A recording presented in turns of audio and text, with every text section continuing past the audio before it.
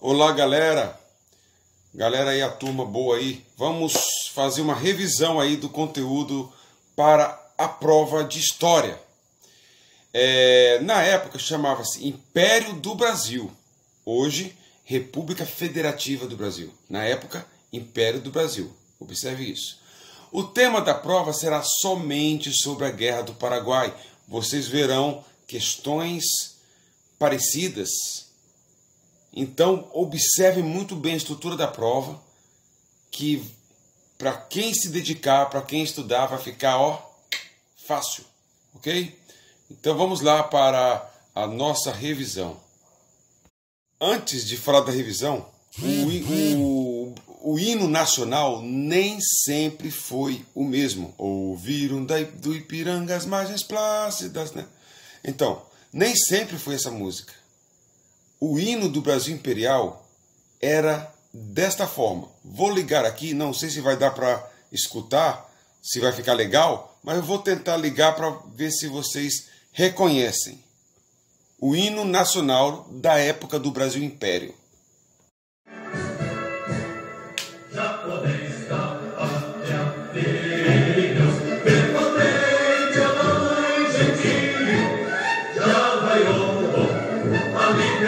Já raiou a liberdade.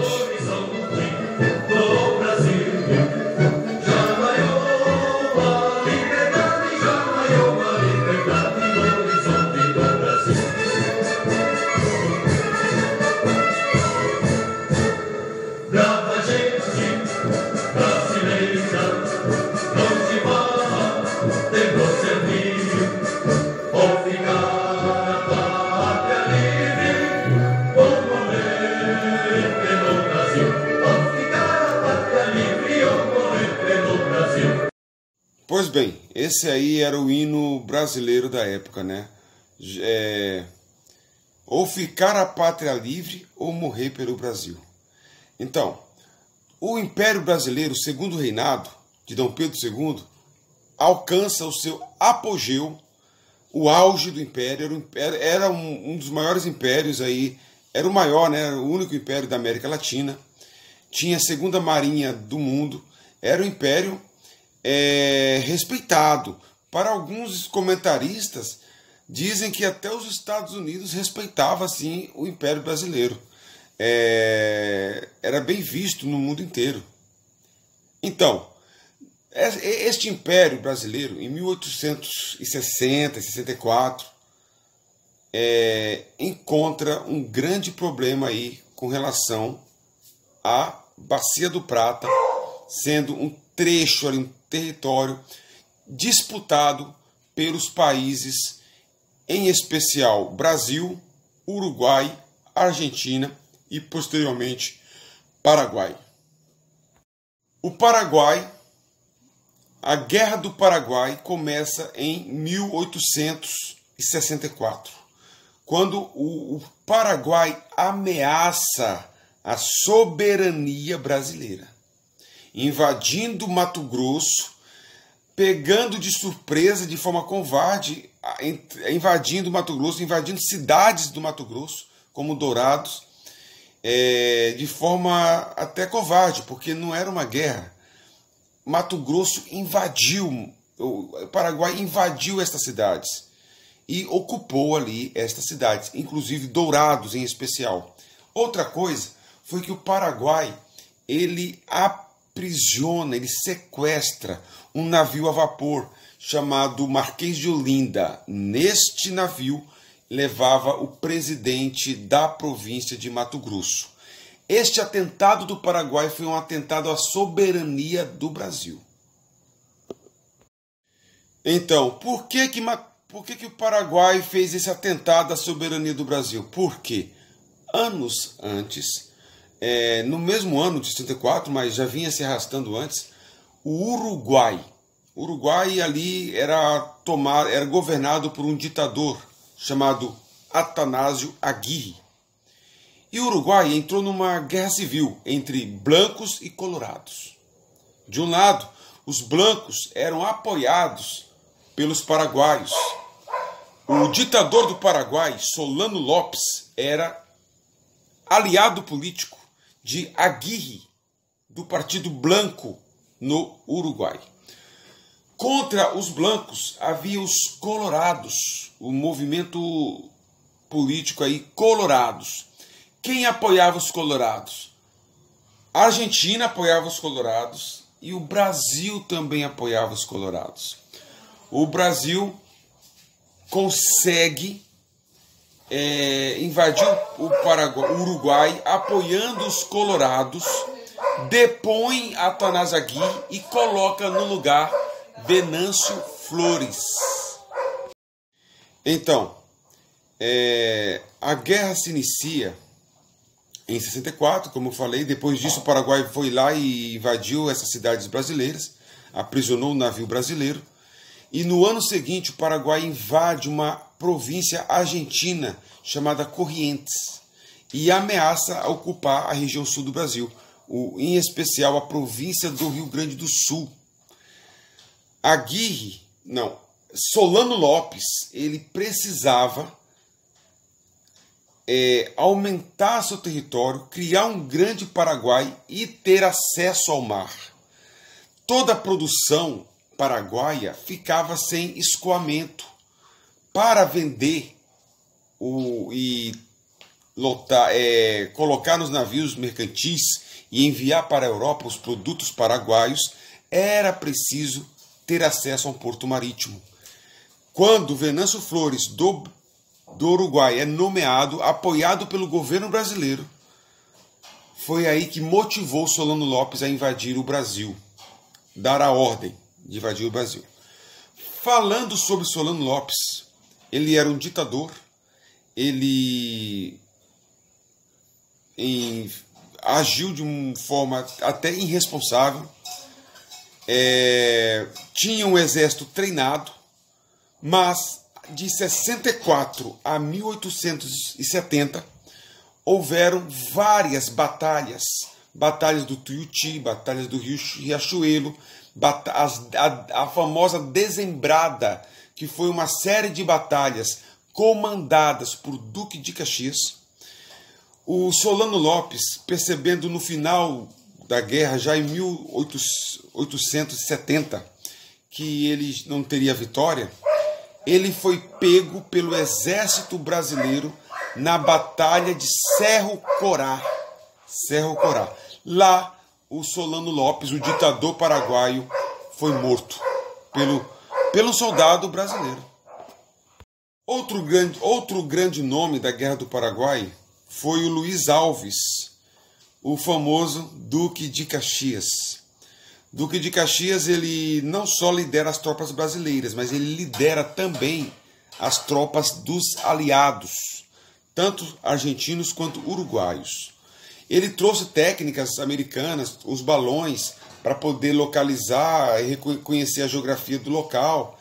Ele coloca ordem nas tropas, ensina práticas de guerra, lembrando que a maioria dos soldados dos aliados, da Tríplice Aliança, Brasil, Argentina e Uruguai, eram formados por soldados amadores. O Brasil mesmo não tinha um exército consolidado, então o governo brasileiro, Dom Pedro II, imperador, lança a campanha Voluntários da Pátria. Nestes Voluntários da Pátria, Dom Pedro II ele se projeta como o voluntário número 1. Mas muitos, em especial ex-escravos e escravos, sob a promessa de liberdade, promessa de ter propriedades, foram para a guerra. Eles não tinham o hábito, o treinamento necessário. Duque de Caxias ele ensina a limpeza, higiene do acampamento, táticas de guerra, manuseio de arma, conhecimento do território, e ele lidera aí as tropas aliadas, um grande nome chamado Duque de Caxias. Duque de Caxias chegou um momento, em 1869, ele percebe que o exército paraguaio estava quase dizimado praticamente, ele abandona a guerra. Dom Pedro II não gosta. Ora, Dom Pedro II, percebendo, mesmo sabendo que o Paraguai não tinha chance mais nenhuma de lutar, ele percebeu o seguinte: eu vou, já que o Duque de Caxias não quer liderar o exército, eu vou nomear o Conde D. Isso mesmo, Conde D. É um D com apóstolo eu que escreve, né? Conde D. Conde D era um francês, marido da sua filha, Princesa Isabel. E ele comandou essa última fase da batalha contra o Paraguai. Do outro lado, não era só o Brasil humilhando o Paraguai, era Solano Lopes se escondendo através de idosos, através de crianças e mulheres. Não tinha mais homens praticamente nas fileiras paraguaias. O que Solano Lopes fez? Colocou mulheres para lutar. Colocou mulheres, colocou velhos, colocou crianças. E o Conde D não foi que nem o Duque de Caxias, que falou, ó, essa guerra já está demais, acabou para mim. Não, Conde D matou, passou o trator em cima. Né? Maneira de dizer, lógico. Ele dizimou e a população paraguaia foi reduzida. Alguns dizem que 60% da população paraguaia, 90% da população masculina foi dizimada. E foi na Batalha de Cerro Corá que Solano Lopes encontrou seu fim. Outra coisa também que é possível afirmar sobre a Guerra do Paraguai. A Guerra do Paraguai ela vai coincidir na formação dos Estados Nacionais da América Latina. Você vai ver que depois da Guerra do Paraguai, outros estados estão se formando. Você vai ver a Guerra do Pacífico, Chile, Bolívia, Peru. Você vai ver a emancipação política, a independência da Venezuela. Então a Guerra do Paraguai, ela acontece no momento que os países estão se formando.